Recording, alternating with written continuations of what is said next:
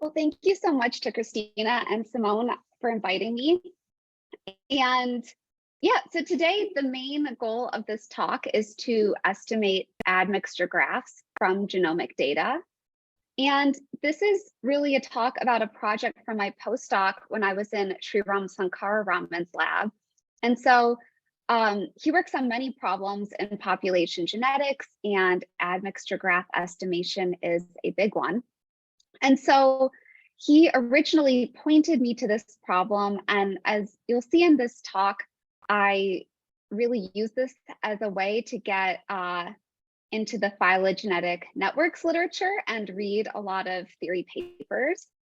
And so this is really a talk about kind of what I did during my postdoc when it was during the pandemic and I was like home alone. And so I'm gonna start by talking about what are admixture graphs and how does this relate to phylogenetic networks, which I know all of you know a lot about. And a main method for estimating admixture graphs is TreeMix. So I'm gonna explain how TreeMix works. And then the idea going from there is how you can try to break this method based on knowledge we have from phylogenetics. And then also then how could we fix it? And so then we'll look at how some of these fixes work on published models. And at the end, I'll highlight some future work. But remember, it's important to picture me, at home on the couch during the pandemic and exploring a lot of this literature.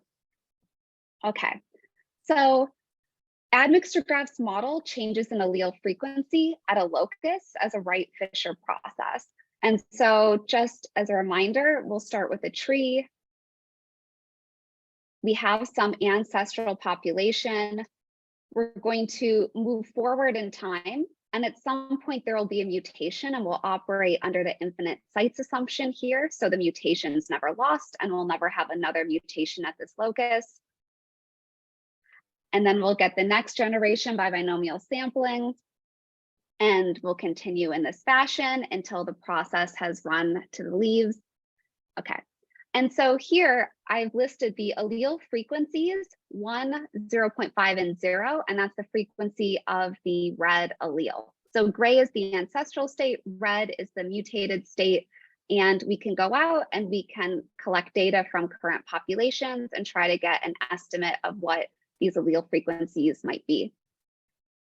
Okay, and so again, this is the neutral Wright-Fisher model, and it's related to the multi-species coalescent model because if it was possible, we could reconstruct the genealogy for some individuals at this locus. And in this case, we would see, right, that the gene tree differs from the species tree. So a lot of work in phylogenetic networks is based on the multi-species coalescent model, but for work in admixture graphs, it's really based on the Wright-Fisher model and making this infinite sites assumption. Okay, and so now we want to think about modeling changes in allele frequency at a locus for a population network. And so we basically amended our tree so that we can allow for gene flow between populations. And the main thing to note is that this is where admixture is occurring. This would be the admixed population. And we're going to get it by binomial sampling the two ancestral populations according to some mixture proportions.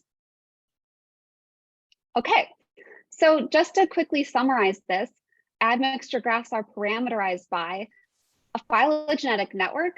I'm specifically talking about the network topology. So it has vertices V, edges E, and a set of populations X. The leaves are bijectively labeling the populations. Today, we're going to be really focused on directed networks. So the edges in E are directed, and it has to be valid, right? No self-loops, directed cycles, or parallel edges. And we're also going to be restricting this to binary directed phylogenetic networks. So we have our root vertex, our tree and admixture graph vertices, and our leaf vertices now highlighted in the correct colors. And the main thing to note, right, is that the admixture vertices have in degree 2 and out degree 1, and the tree vertices in green have in degree 1 and out degree 2. Okay, so in addition, we have our numerical parameters, theta. And so this is going to be branch lengths in coalescent or drift units. And it's important to note that in the admixture graph literature, these pictures are always shown with the number multiplied by 1,000. So if that looks weird to you, just remember that you would divide by 1,000 here. And then we also have admixture proportions. And again, I just want to highlight in the admixture graph literature, the way they'll draw this is they'll draw the drift on the edge to this population, and then they'll represent admixture in this way. So this is like instantaneous from these two populations. So this doesn't impact the network topology, but I just wanted to highlight some of the differences if you're reading papers. Okay, so we have our model now.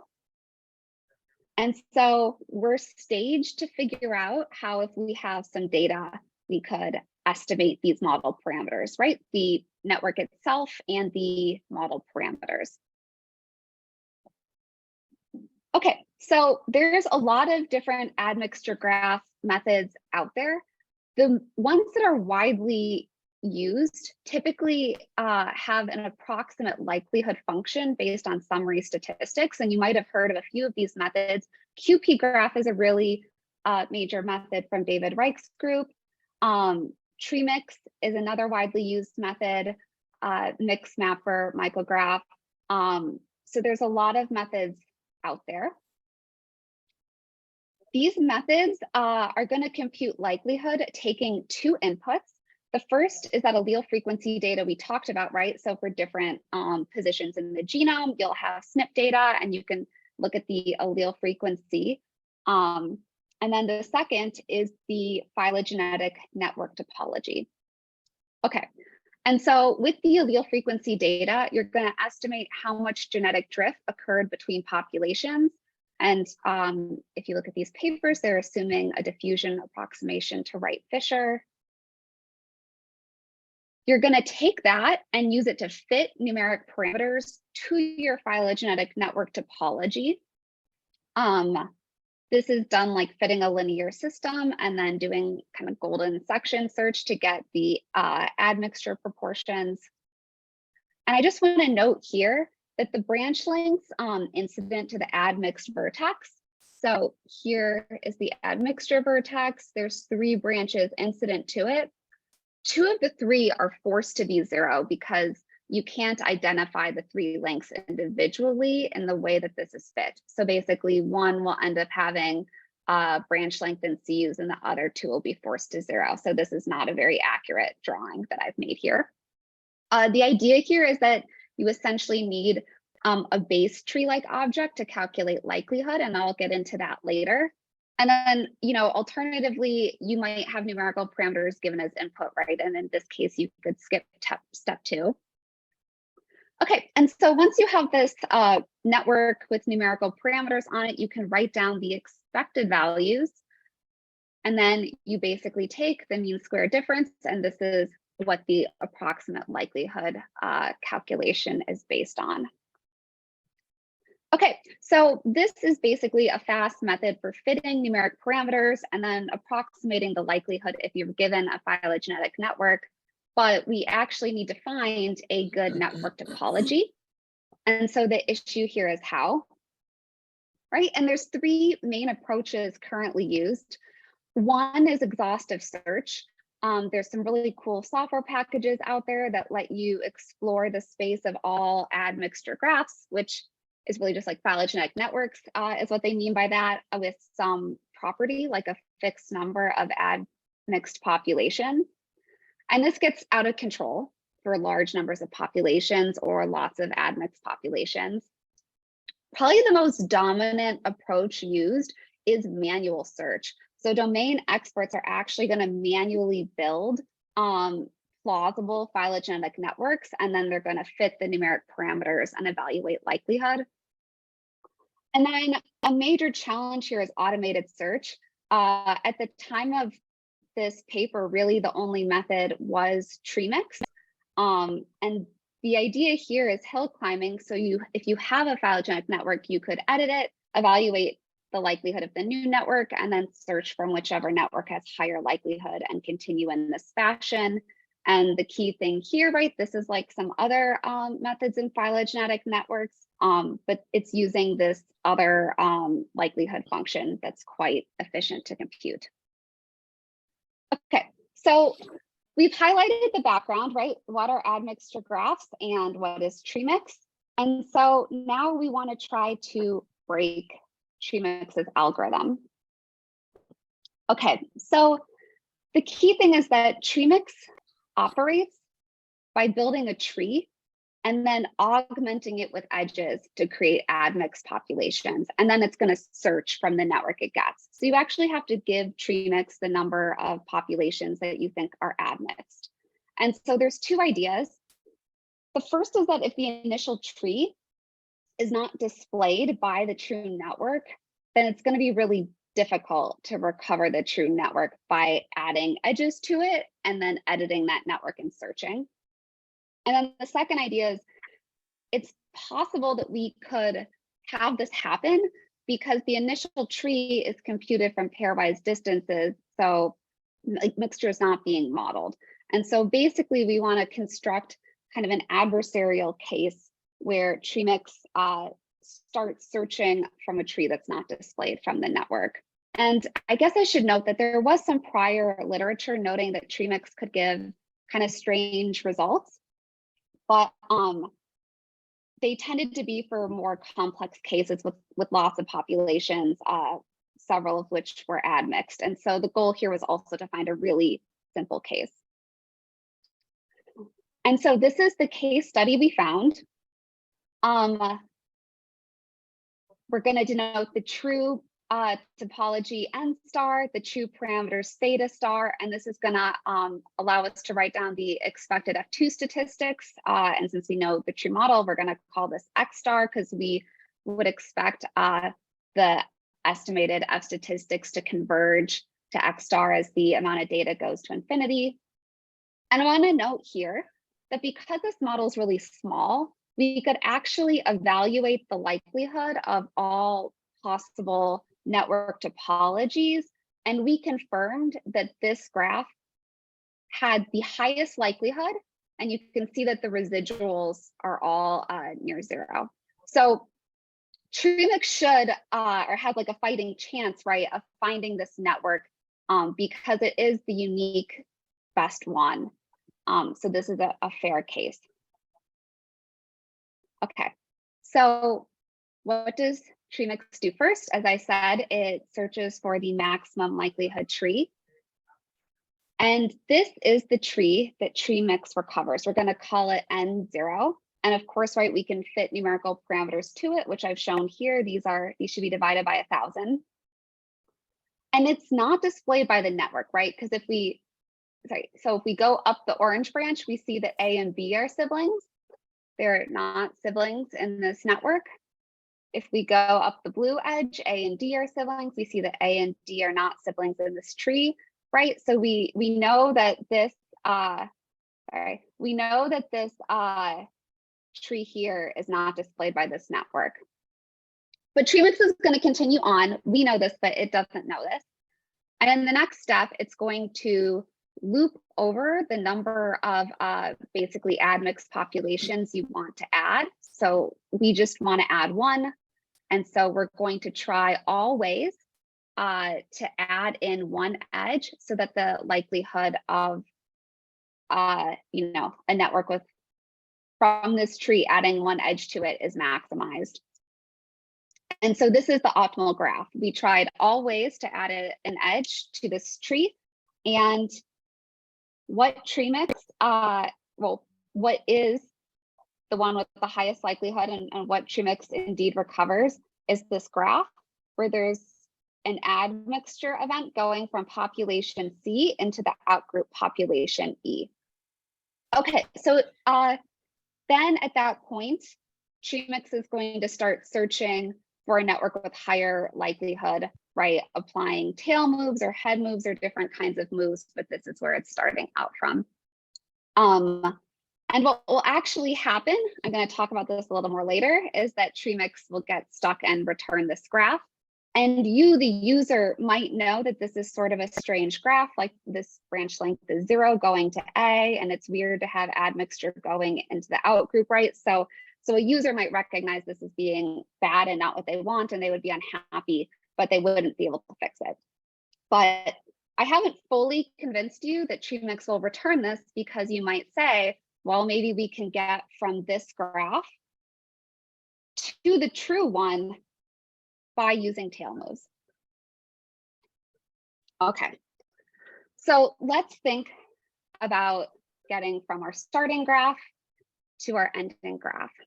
And so the first thing I want to note is that because we did that exhaustive evaluation of likelihood for all networks on these 5 populations with one admixed population, we found that this starting graph has the second highest likelihood, second only to the true network. And therefore, if you're using strictly hill climbing, you would need to jump from our starting graph to our ending graph in one move. And so we just have to ask, like, is this possible? And so with head moves, it's pretty clearly not possible. With tail moves, what we basically did, so a tail move right in this example, this is highlighted in blue because we moved the tail of this edge onto the edge incident to vertex B. So we're basically just going to be moving the tails or sources of edges. We basically looked at a paper which had some conditions for allowed tail moves. And I used this admixture graph tool to develop a search that would basically take in a network and try out all possible tail moves, right? That are, and I used their conditions to check if it was allowed, and it would produce a valid network. Okay, and so you can basically try all possible tail moves from this graph and check whether it equals the ending graph, and none of them did.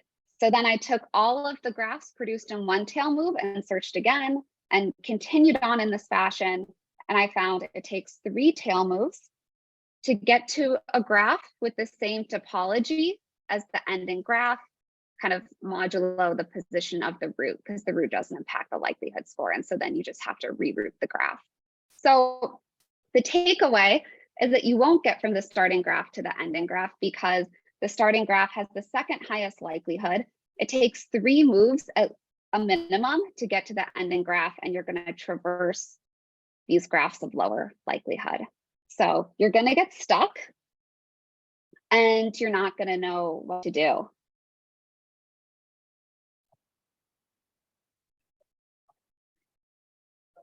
Okay. So at this point, we've broken TreeMix, and going forward, we want to think, how can we fix it in this special case study? And then also, like, how does this relate to published admixture graph models, right? Or have we picked a wildly unrealistic case study? Okay, well, let's try to fix it first. All right, so the key thing that I noticed is the starting graph and the ending graph are the same undirected network. So if this means that you take the starting graph and you undirect its edges and you suppress the root vertex here, you get this undirected phylogenetic network. And the same thing for the ending graph. If you undirect all the edges and you suppress the root vertex, you get this undirected network. And so this means that you could jump from the starting graph to the ending graph in one move if you could go through the space of undirected networks. And so the idea is we should be searching different orientations as part of TreeMix's search heuristic. Or ideally, we would search for an orientation of this undirected network that maximizes likelihood, because that would allow us to get from here to here. Okay, right, so the idea would be we undirect and then we reorient. And so initially I was excited because I was like, oh, I could work on algorithms for reorienting networks. But then I realized, a lot of people work on graph algorithms for phylogenetic networks, and I should do some Googling first, right, to see what has been done. And Indeed, someone had thought of this. There was a great preprint from Huber et al. From 2019. I think it initially came out in 2018, and actually a new version was uploaded a few weeks ago. So I really highly recommend you check it out. And this paper is really focused on network orientation from the graph theoretic perspective. And what I got out of their paper is that if you have a binary network, the orientation is uniquely defined by specifying which vertices are admixed and the position of the root. And if you have your undirected network and you specify that information, you can find if a valid orientation exists in polynomial time, right? So you're either going to get like the orientation for that specification, or you're going to find out you specified something for which, no valid orientation exists. So let's let that play out. First, we specify the root vertex. So I'm putting it on our outgroup population E. In this case, we're going to specify the vertex incident to leaf, or like adjacent to leaf A, to be the admixed population. In a search, right, we wouldn't actually know what to specify, and we'd have to try a lot of combinations, but let's just do an example that will give us the right graph. Everything else is either a tree or a leaf vertex, right? Because once you specified the position of the root and the admixed vertex, right, you know if something's a tree or a leaf. And so now what you do is you start at the root, and we know it has out degree 2, so we orient the edges accordingly. If we went to leaf E from the root, we're done. If we go to this green node, this is a tree vertex. So it has in degree 1, and that forces these other edges to be outgoing. Okay, if we go to this vertex here, it's the same thing. It forces things to be outgoing. Okay, the key thing to note here is that we can't work with the orange vertex because it's admixed. And, as we're running this algorithm, right, we haven't necessarily gotten to the point where we know what's going on here. So we actually go back over here because we know that these are outgoing, the in degree is already satisfied, and we keep going. And now we have an orientation that gives us this network. Okay. The issue is the orientation causes us to lose the base tree, and TreeMix requires a base tree to evaluate likelihood. So what we actually do is we take our oriented network, and then you can find a base tree if one exists using an algorithm from Francis and Steele, and Mike's here today, so that's cool. So yeah, so basically what we do to find the maximum likelihood network is we try out different orientations, which are specified by choosing admixed populations, and then we have to set a base tree and evaluate likelihood. Okay, so we're going to repeat this process for all ways of selecting an admixed population. We'll take the best. To summarize, we're calling this the maximum likelihood network orientation because you're saying, given an undirected network and some input allele frequencies, find an orientation that has the maximum likelihood under TreeMix's approximate likelihood function. We conjecture this is NP hard when the number of admixed populations is unbounded. And what we do in orient a graph is we exhaustively search for the maximum likelihood network orientation. We do this after each edge addition, fixing the root position at the outgroup. And so what this amounts to is that when you have added one edge, you try always of picking one vertex to be the admixed population. After you add the second edge, you try always of picking 2 vertices to be the admixed population, right? And you go from there, and you can imagine that this is like not such a scalable thing to do if there's a lot of admixed populations. Okay, so I think the key takeaways here is that this is like incorporating a search for who is admixed. And it's really interesting that this network orientation algorithm, that there's this relationship between orientation and who's admixed, and that by using it, you can search for who is admixed, which often is like at the crux of what people want to know in population genetics when they're estimating admixture graphs. And I also want to note that the base tree can impact the search for edge additions, because what I've kind of glossed over is that when TreeMix adds edges, it does so by adding edges on tree edges, right? So you can't add like an edge that has like a source or a head going into an admixture edge, basically. So that the base tree can impact the search as well. Okay. All right, so basically what have we done? We broke TreeMix. We proposed a way of fixing TreeMix by searching for orientation to maximize likelihood. And then the question is, does this actually improve performance on published models, and what to do next? Okay, so this is a labor of love. Erin and I went through the literature and we basically encoded these graphs from literature. Kind of a major challenge here is that in population genetics, often the data provided with the paper is the accession IDs for genomes. And it would be a lot of work to process that genomic data, basically to call allele frequencies that are used to get these summary statistics and all of that. So what we ended up doing was looking at their published graphs, which are just in the paper. So you go by hand to the paper and you code up this graph and you repeat. And we'd like to keep doing this. And now there's actually a new tool called stdpopsim, which I think wasn't out during my postdoc, but is now out, that encodes a bunch of models, right? So I think there's some exciting work to make benchmarking methods easier. But in any case, these are our models. And we basically started by comparing running time. So these are in seconds. These are our different models.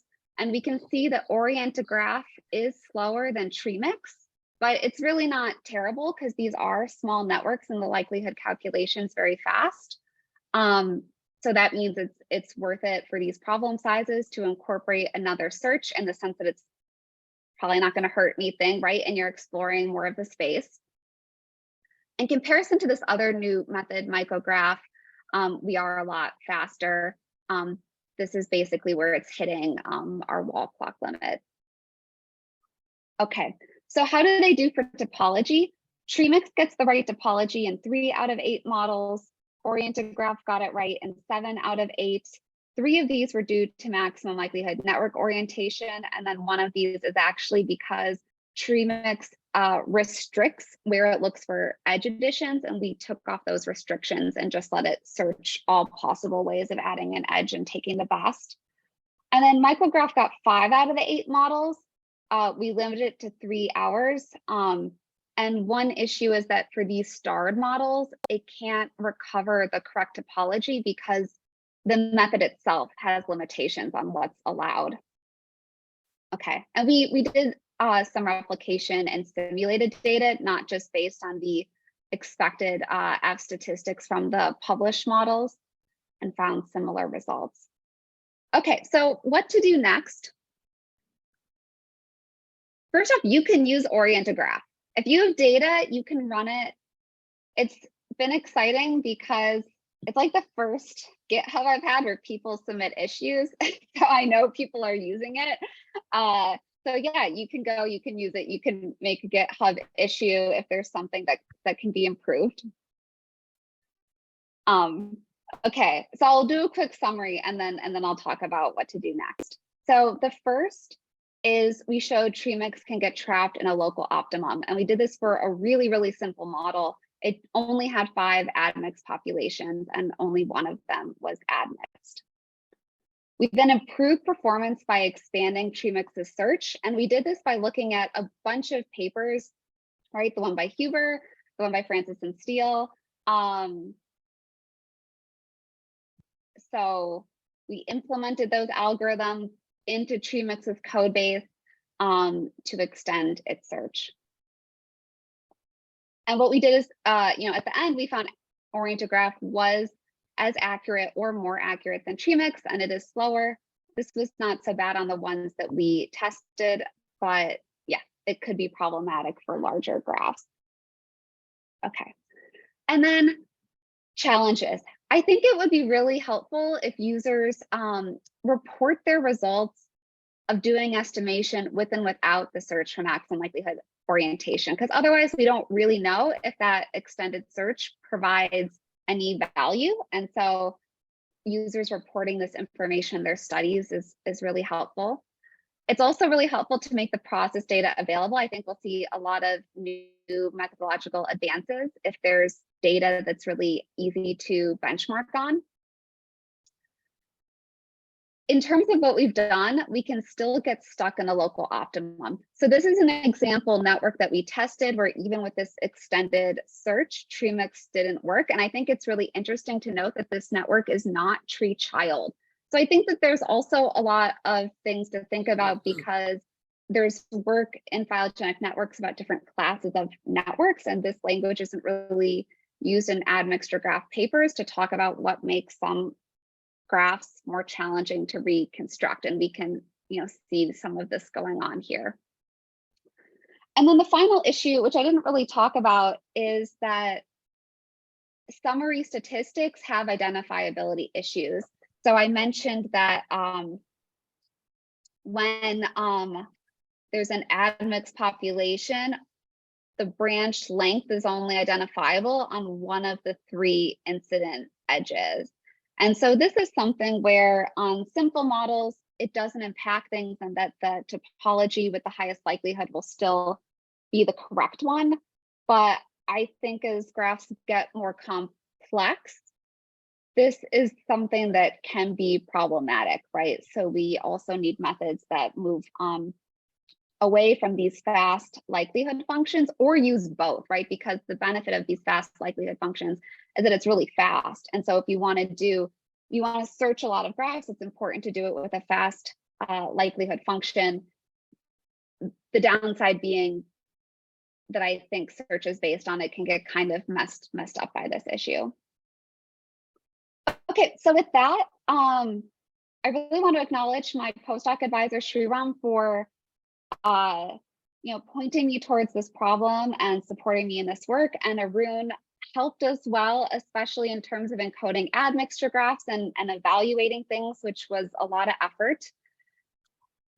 All right, and I want to say thank you. And I hope there's a lot of, I think Christina said try for 30 to 45 minutes. So I did a short talk because I was hoping that we could talk about, like things related to phylogenetic networks.